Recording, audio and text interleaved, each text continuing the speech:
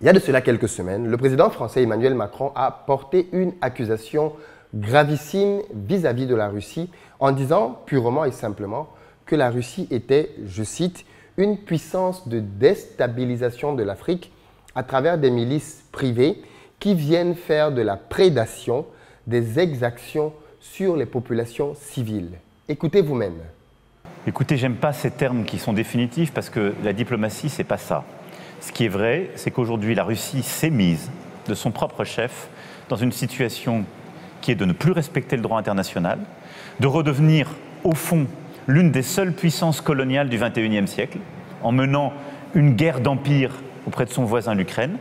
Et c'est une puissance de déstabilisation de l'Afrique à travers des milices privées qui viennent faire de la prédation, des exactions sur les populations civiles, comme cela a été documenté par les Nations Unies en République centrafricaine, à travers la milice Wagner.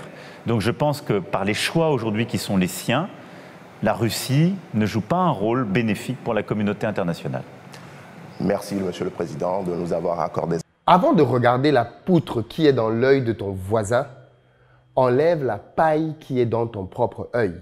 J'aimerais bien donner ce verset au président français parce qu'il semble ignorer les nombreuses exactions dont l'armée française est accusée sur plusieurs territoires d'opération sur le continent africain. Et dans cette vidéo, on va simplement ouvrir la boîte de Pandore et parler justement de ces nombreuses accusations de traitement sur des enfants et de viol dont est accusée l'armée française.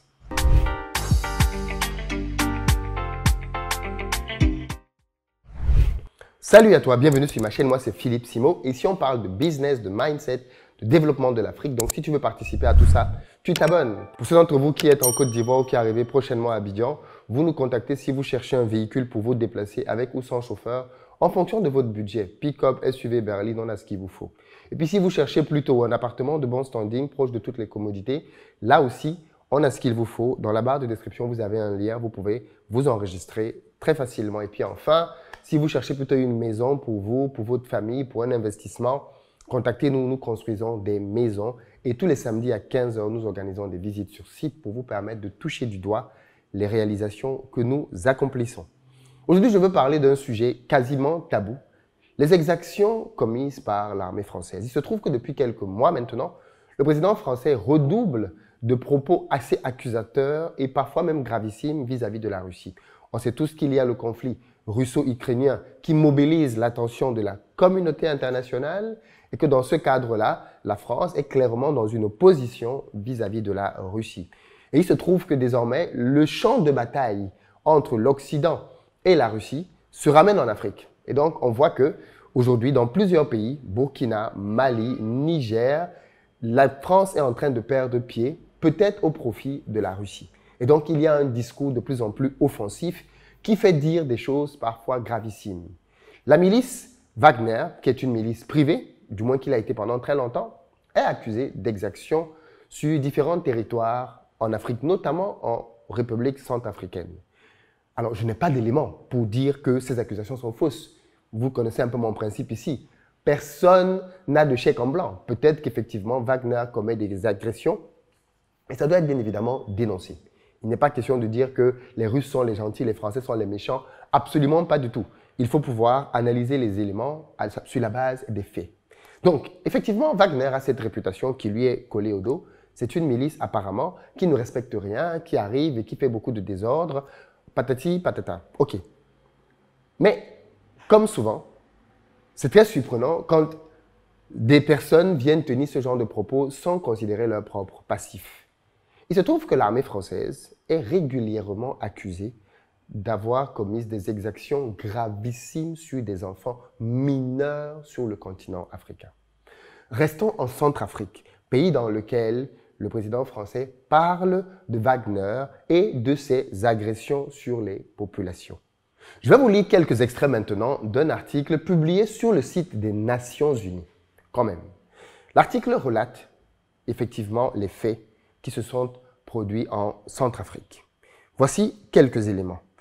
Les faits rapportés au personnel des Nations Unies par des victimes et des témoins en mai et juin 2014 et transmis aux autorités françaises en juillet 2014 comportaient les noms des enfants concernés, et certains surnoms et traits physiques de 11 auteurs présumés dans le cadre de l'opération française Sangaris. L'armée s'était déployée en décembre 2013 avec la bénédiction du Conseil de sécurité des Nations Unies et à la demande du président centrafricain quand les affrontements entre mouvements armés rivaux faisaient craindre un génocide et poussaient des centaines de milliers d'habitants à fuir de chez eux. Selon les accusations, les violences ont eu lieu dans un camp de déplacés à l'aéroport de Bangui qui se trouvait sous la protection des soldats de maintien de la paix français et des Nations Unies. Des soldats français auraient demandé, dans plusieurs cas, obtenu des fellations de la part de jeunes garçons. Oui, de jeunes garçons, en échange de nourriture et d'argent. Un soldat français aurait uriné dans la bouche de l'une de ses victimes. Des soldats tchadiens et équato-guinéens déployés dans le cadre de la mission des Nations Unies auraient quant à eux violé de jeunes garçons par pénétration anale. Ces violences présumées auraient eu lieu fin 2013 et début 2014. Les enquêtes donc ont été lancées à la suite de ces accusations. Est-ce que ces accusations ne sont pas gravissimes? Ici, on ne parle pas d'une milice privée, parce qu'il y a toujours cette confusion qui a été faite entre la milice privée Wagner et l'État de Russie. Qu'on le veuille ou non, ça reste une milice privée. L'armée française, c'est l'armée républicaine française.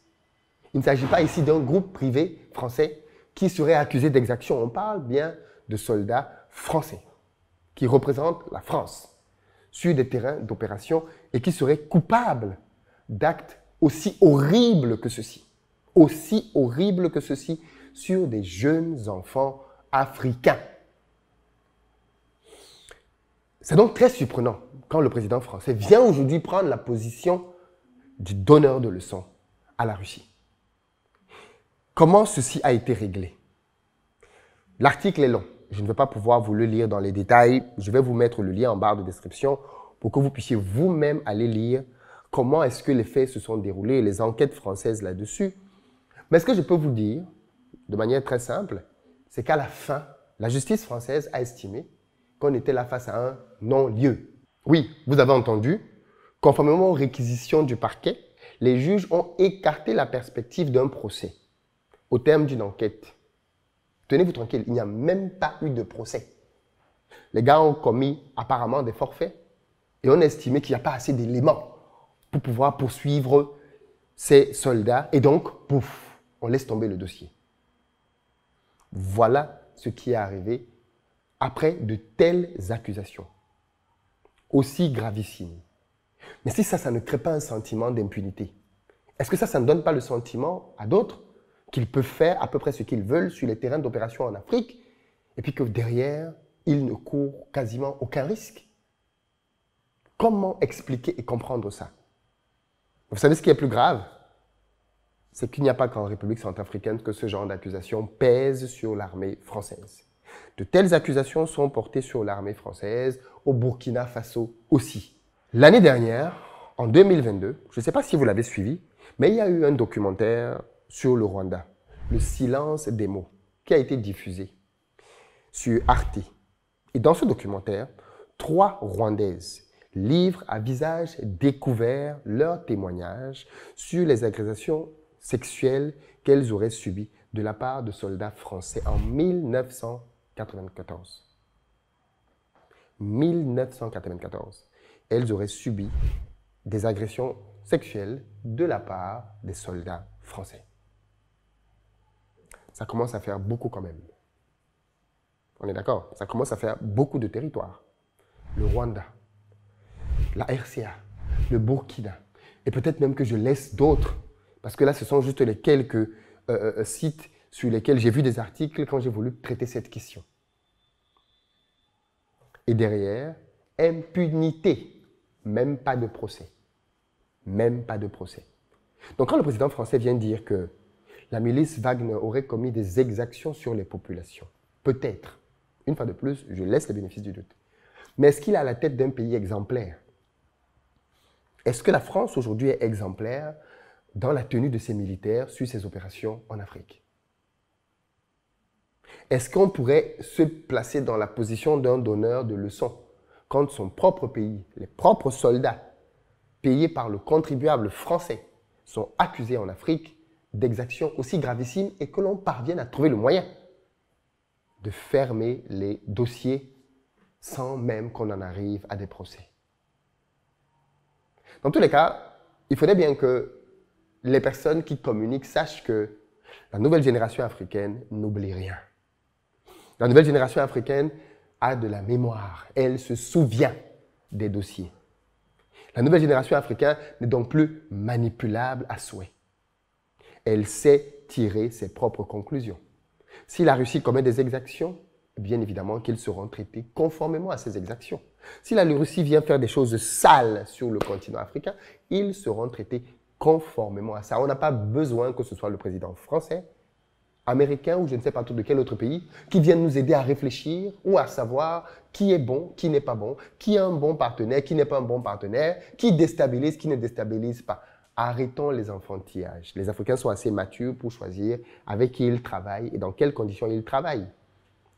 Et quand on est le président d'un pays comme la France, dont les militaires sont accusés de choses aussi horribles et aussi gravissimes, on gagnerait à faire profil bas. Mais ça, malheureusement, ça n'arrivera pas demain. Parce que bien souvent, c'est ce que je constate dans le monde dans lequel nous vivons aujourd'hui, les bourreaux d'hier deviennent les donneurs de leçons d'aujourd'hui. Et quand moi j'ai entendu ces propos du président français sur la Russie, je me suis demandé, mais est-ce que la France, avec son histoire en Afrique, d'esclavage, de colonisation, de néocolonialisme, de France-Afrique, de meurtre, d'assassinat de dirigeants, est-ce que la France est en position de donner des leçons à d'autres acteurs sur le continent africain qui ne sont aujourd'hui coupables de rien du tout par rapport à tout ce que la France a pu faire et qui sont documentés? C'est une vraie question. C'est une vraie question. Dans tous les cas, les propos du président français me semblent pour le moins difficilement tenables quand on a ce genre de dossier. J'aurais aimé qu'il... Parce qu'effectivement, les faits se sont déroulés quand le président Emmanuel Macron n'était pas au pouvoir. Mais dans son besoin de justice, son besoin d'équité, il aurait pu permettre, faciliter que ce genre de dossier arrive à trouver une véritable justice. Les 3 Rwandaises qui ont parlé à visage découvert sur RT, qu'en a-t-il fait? Ça, c'est en 2022. Qu'a-t-il fait de ce dossier? L'a-t-il pris à bras le corps? L'a-t-il traité? Qu'en a-t-il fait? Donc voilà quelques éléments sur lesquels, pour moi, il y a des contradictions. Clairement des contradictions. Peut-être que vous êtes au courant d'autres exactions. J'aimerais bien vous lire là-dessus dans les commentaires. À très bientôt.